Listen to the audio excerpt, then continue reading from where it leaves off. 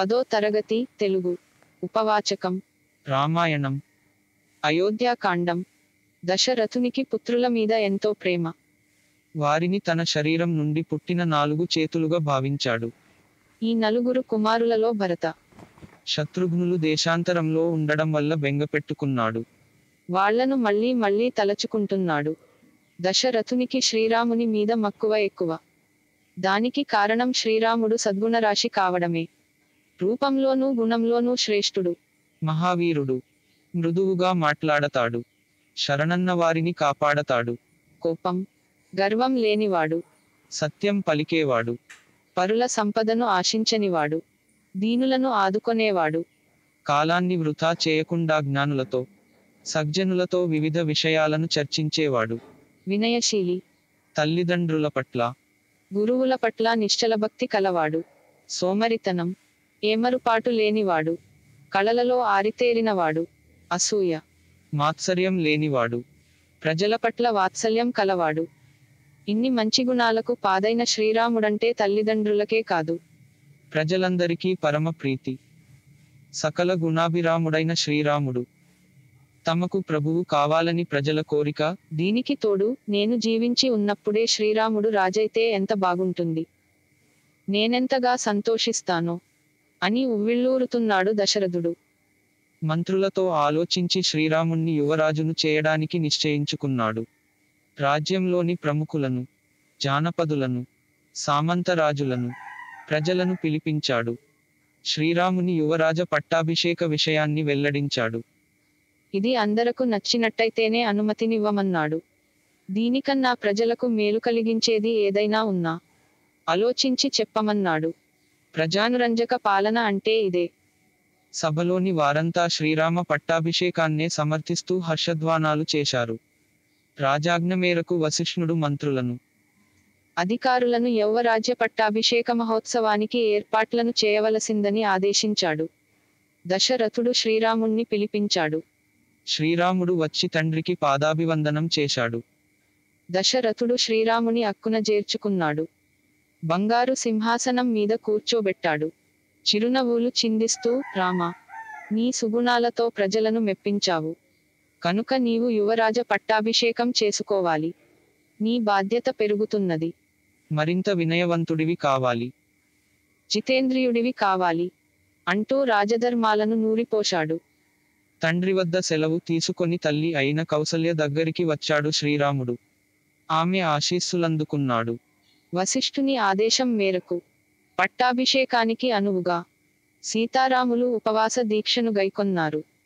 శ్రీరామ పట్టాభిషేక మహోత్సవం కోసం అయోధ్య తనను తాను అలంకరించుకుంది. నగరమంతా ఆనందశోభ కాండవిస్తున్నది. ఇది చూసిన మంథర కళ్ళలో నిప్పులు పోసుకున్నది.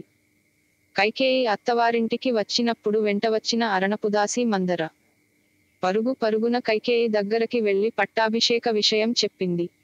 కైకేయి చాలా ఆనందించి వార్త చెప్పినందుకు మందరకు విలువైన బహుమానాన్నందించింది. నిశ్చేష్టురాలైంది మంథర. దుఃఖించవలసిన సమయంలో ఎందుకు సంతోషిస్తున్నావని నిలదీసింది కైకేయిని. నాకు రాముడు, భరతుడు ఇద్దరూ సమానమే. రాముడు పట్టాభిషిక్తుడు అవుతున్నాడంటే అంతకన్నా నాకు ఆనందమేముంటుం దన్నది కైకేయి. కైకేయి మాటలు విని ముక్కున వేలేసుకుంది. మంథర, రాముడు రాజైతే కౌసల్య రాజమాత అవుతుంది.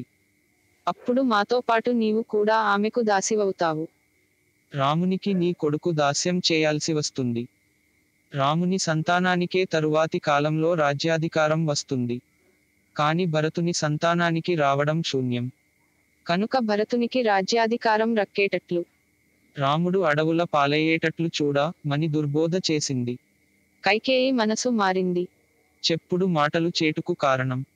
తగిన ఉపాయాన్ని చెప్పమని మంథరను కోరింది కైకేయి. గతంలో దశరథుడు ఇచ్చిన 2 వరాలను ఇప్పుడుపయోగించుకొమ్మని సూచించింది మంథర. ఈ సూచన మేరకు దశరథుని వలన వరాలు పొందడానికి కోపగృహంలోకి ప్రవేశించింది కైకేయి. దశరథుడు శ్రీరామ పట్టాభిషేక వార్తను తెలపడానికి కైకేయి వద్దకు వచ్చాడు. కటిక నేలపై ఉన్నది కైకేయి. తీవ్రమైన అలకతో ఉన్నది. దశరథుడు ఓదార్చడానికి పూనుకున్నాడు. కాని అతని ప్రయత్నమంతా బూడిదలో పోసిన పన్నీరైంది. ఏం చేయాలో పాలుపోలేదు. విషయం అడిగాడు. అదే అదనుగా భావించింది కైకేయి. నాకొక కోరిక ఉంది. దాన్ని మీరే తీర్చాలి. అలా తీరుస్తానని మాట ఇవ్వా లన్నది. ప్రాణానికి ప్రాణమైన శ్రీరాముని మీద ఒట్టు పెట్టి సరేనన్నాడు దశరథుడు. ఇంకేం మనసులోని మాటను చెప్పేసింది. గతంలో మీరిచ్చిన 2 వరాలను ఇప్పుడు కోరుకుంటున్నాను. శ్రీరాముని కోసం ఏర్పాటు చేసిన సన్నాహాలతో భరతుడికి పట్టాభిషేకం చేయాలి. శ్రీరాముడు నారచీరెలు, జింక చర్మం ధరించి, జటాధారి అయి దండకారణ్యానికి వెళ్లి తాపసవృత్తిలో 14 సంవత్సరాలు ఉండాలి. శ్రీరాముడు ఇప్పుడే నేను చూస్తుండగానే బయలుదేరాలి అని కోరింది. కైకేయి మాటలకు స్పృహ కోల్పోయాడు దశరథుడు. కొంతసేపటికి తేరుకున్నాడు. తన్నుకొని వస్తున్న దుఃఖంతో, కైకా రాముడు నీకేం అపకారం చేశాడు? భరతుడికన్నా ఎక్కువగా నిన్ను సేవించాడు. అటువంటి వాణ్ణి అడవుల పాల్చేయమని అడగడానికి నీకు నోరెలా వచ్చింది? నా రాముణ్ణి విడిచి నేను ఒక్క క్షణమైనా బతకలేను. చేతులు జోడిస్తున్నా, నీ పాదాలు పట్టుకొంటా, రాముణ్ణి మాత్రం నాకు దూరం చేయవద్దా ని బతిమాలాడు. కైకేయి మారలేదు. కఠినశిల కన్నీటికి కరుగుతుందా? శ్రీరాముణ్ణి తోడ్కొని రావలసిందిగా కైకేయి సుమంత్రుణ్ణి ఆజ్ఞాపించింది. రాజాజ్ఞ కావాలన్నాడు సుమంత్రుడు. శ్రీరాముణ్ణి చూడాలని ఉంది, వెంటనే తీసుకురమ్మన్నాడు దశరథుడు. రాజాజ్ఞను పాటించాడు సుమంత్రుడు. శ్రీరాముడు వచ్చి దశరథుడికి, కైకేయికి పాదాభివందనాలు చేశాడు. దశరథునికి మాట రావడం లేదు, కన్నీళ్లు తప్ప. తండ్రి బాధకు కారణమేమిటో తెలియక సతమతమవుతున్నాడు దాశరథి. కైకేయిని అడిగాడు. గతంలో నాకిచ్చిన 2 వరాలను అడిగాను. నిన్ను దృష్టిలో ఉంచుకొని వాటిని ఉల్లంఘించేందుకు చూస్తున్నారు. వాటిని నువ్వు పాటిస్తానని ప్రమాణం చేస్తే చెబుతాను అన్నది కైకేయి. రాముడు క్షణం కూడా ఆలోచించలేదు. నా తండ్రే నాకు గురువు, పాలకుడు, హితుడు. ఆయన ఆదేశించాలే కాని విషాన్ని తాగడానికైనా, సముద్రంలో దూకడానికైనా సిద్ధమే. తండ్రి గారి కోరిక ఏమిటో చెపితే తప్పక పాటిస్తాను. రాముడు ఆడిన మాట తప్ప దని పలికాడు. శ్రీరాముని పితృభక్తి, సత్యానురక్తి అలాంటివి. కైకేయి 2 వరాలను గురించి చెప్పింది. రాముని ముఖంలో ఎలాంటి మార్పు లేదు. సంతోషాలకు పొంగకపోవడం, బాధలకు కుంగకపోవడం స్థితప్రజ్ఞుని లక్షణం. అమ్మా, నీవు చెప్పినట్లే చేస్తా. భరతుడంటే నాకు ప్రాణం. అతని పట్టాభిషేకాన్ని గూర్చి నాన్నగారు నాకు చెపితే కాదంటానా? ఆయన మాటలను పాటించకుండా ఉండగలనా? నాకు రాజ్యకాంక్ష లేదు. తండ్రికి సేవ చేయడం, ఆయన ఆజ్ఞలను పాటించడం కన్నా మించిన ధర్మాచరణం మానవులకు ఇంకొకటి లేనే లేదు. నాన్నగారు నన్ను స్వయంగా ఆదేశించకున్నా మీరు చెప్పారు కదా. అది చాలు. నేనిప్పుడే దండకారణ్యానికి బయలుదేరుతా నన్నాడు శ్రీరాముడు. శ్రీరాముని మాటలు విన్న దశరథుడు శోకభారంతో స్పృహ కోల్పోయాడు.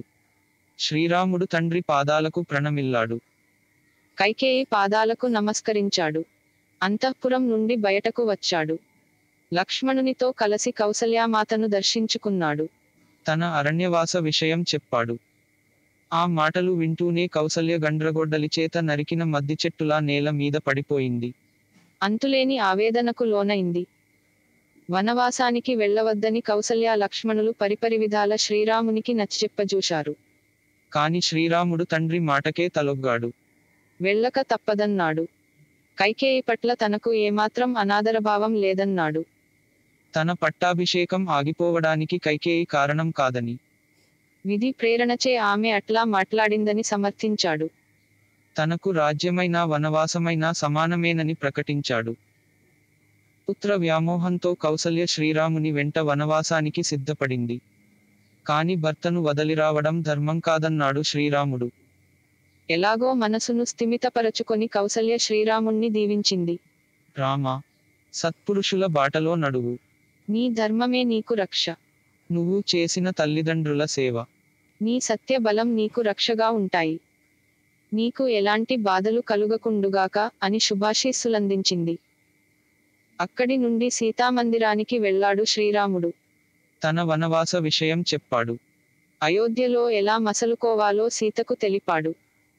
కాని సీత రాముని వెంటే వనవాసానికి వెళ్ళడానికి నిశ్చయించుకుంది. ఆ మాటే శ్రీరామునితో చెప్పింది. మీరు లేకుండా స్వర్గసుఖాలు లభించినా ఇష్టపడను. పతిని అనుసరించడమే సతికి ధర్మం.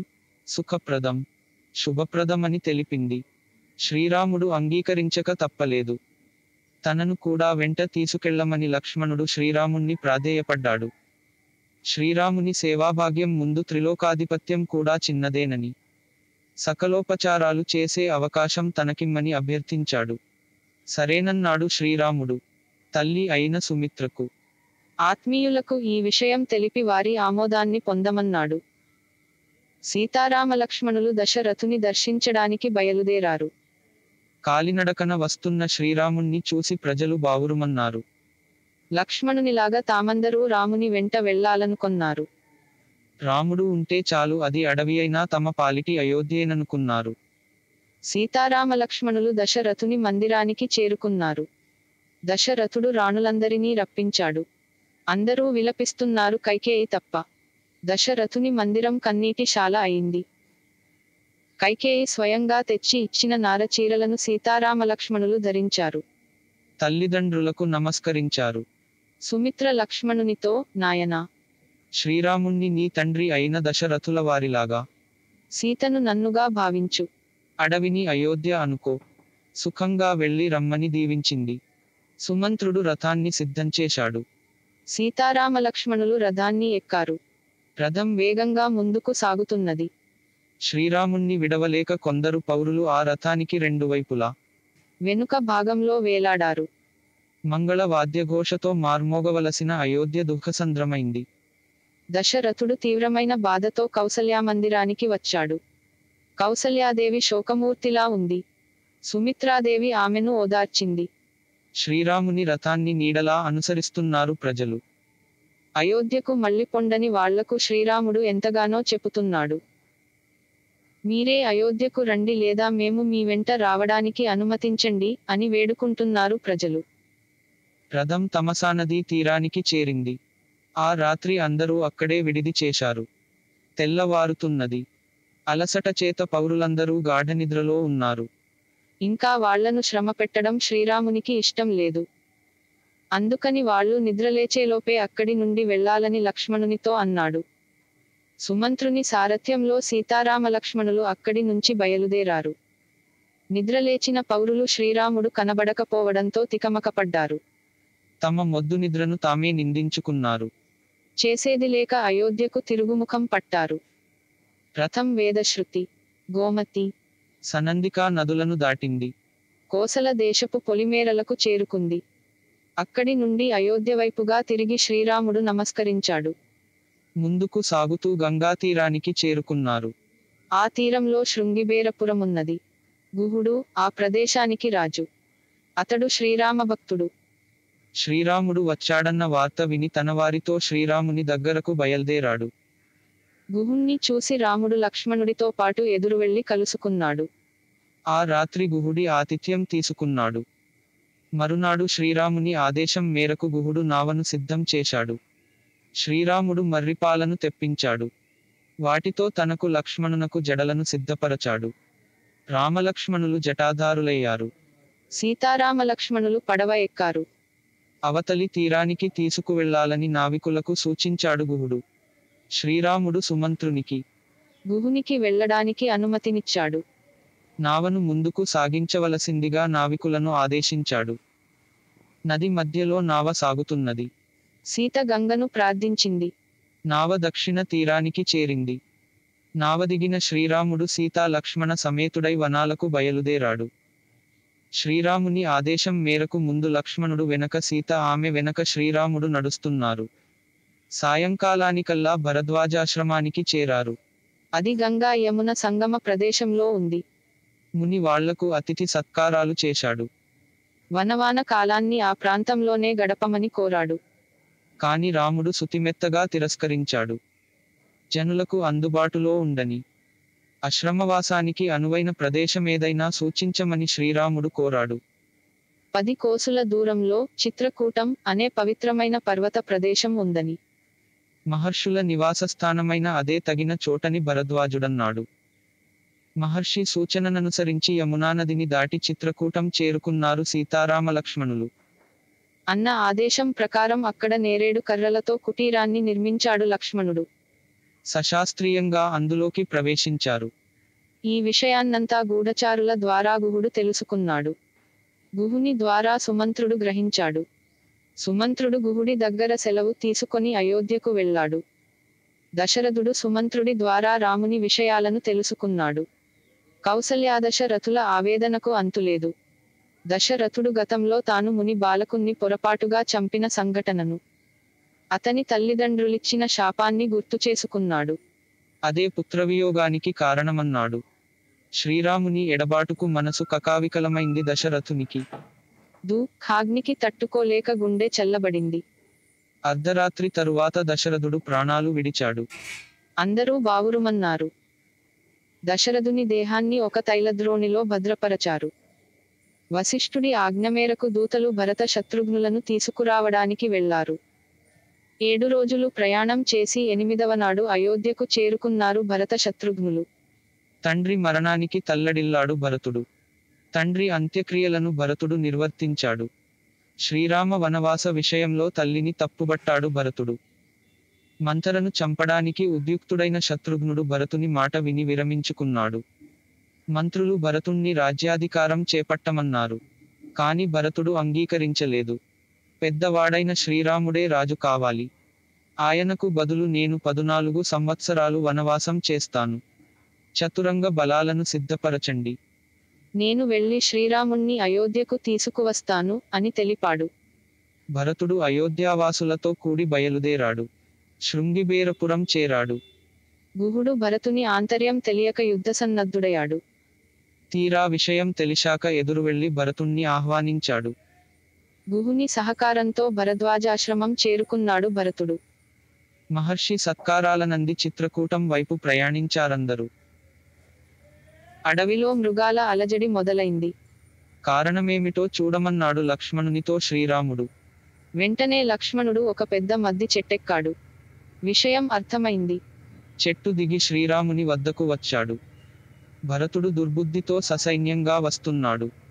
మన ధనుర్బాణాలను సిద్ధం చేసుకుందా మన్నాడు లక్ష్మణుడు. శ్రీరాముడు లక్ష్మణుని ఆలోచనలో పొరపాటు ఉందని చెప్పాడు. భరతుడలాంటివాడు కాదన్నాడు. లక్ష్మణ, ఒకవేళ నీకు రాజ్యకాంక్ష ఉంటే చెప్పు, భరతునికి చెప్పి ఆ రాజ్యాన్ని నీకే ఇప్పిస్తా నన్నాడు. ఇంతలో భరతుడు పర్ణశాలకు చేరుకున్నాడు. శ్రీరాముణ్ణి చూడగానే దుఃఖాన్ని ఆపుకోలేకపోయాడు. శత్రుఘ్నుడు శ్రీరాముని పాదాల మీద పడ్డాడు. శ్రీరాముని కళ్ళ నుంచి అశ్రుధారలు కురిశాయి. కొంతసేపటికి తేరుకున్నాడు. భరతుణ్ణి కుశల ప్రశ్నలు వేశాడు. ప్రసంగవతాత్తు రాజనీతి ధర్మాలను బోధించాడు. శ్రీరాముడు తండ్రి మరణవార్త విని విలపించాడు. శ్రీరాముణ్ణి అయోధ్యకు రమ్మని, రాజువు కమ్మని సవినయంగా ప్రార్థించాడు భరతుడు. కాని తండ్రి మాటే శిరోధార్యమని శ్రీరాముడు అంగీకరించలేదు. శ్రీరాముని నాస్తికవాదంతో ఒప్పింపజూచాడు జాబాలి. ఇతడు దశరథుని పురోహితుడు. కాని జాబాలి వాదాన్ని శ్రీరాముడు ఖండించాడు. భరతుని అభ్యర్థన మేరకు శ్రీరాముడు పాదుకలను అనుగ్రహించాడు. అప్పుడు భరతుడు, అన్నా, ఈ పాదుకల మీదనే రాజ్యపాలనా భారాన్ని ఉంచుతాను. ఈ 14 సంవత్సరాలు నేను కూడా జటలను ధరించి, నారచీరలు కట్టి, వనవాస నియమాలతో నగరం వెలుపల ఉంటాను. 14వ సంవత్సరం కాగానే నీ దర్శనం కాకుంటే అగ్నిప్రవేశం చేస్తానన్నాడు. సరేనన్నాడు శ్రీరాముడు. ఆదర్శ సోదరభావమంటే ఇది. భరతుడు నందిగ్రామం చేరుకొని పాదుకలకు పట్టాభిషేకం చేశాడు. శ్రీరాముడు సీతా లక్ష్మణ సమేతంగా అత్రి మహర్షి ఆశ్రమానికి వెళ్ళాడు. అత్రి అనసూయలు వీరికి సముచిత మర్యాదలు చేశారు. మహాపతివ్రత అయిన అనసూయాదేవి సీతకు దివ్యవస్త్రాభరణాలనిచ్చింది. మునీశ్వరుల ఆశీస్సులు తీసుకొని సీతా రామ లక్ష్మణులు దండకారణ్యంలోకి ప్రవేశించారు.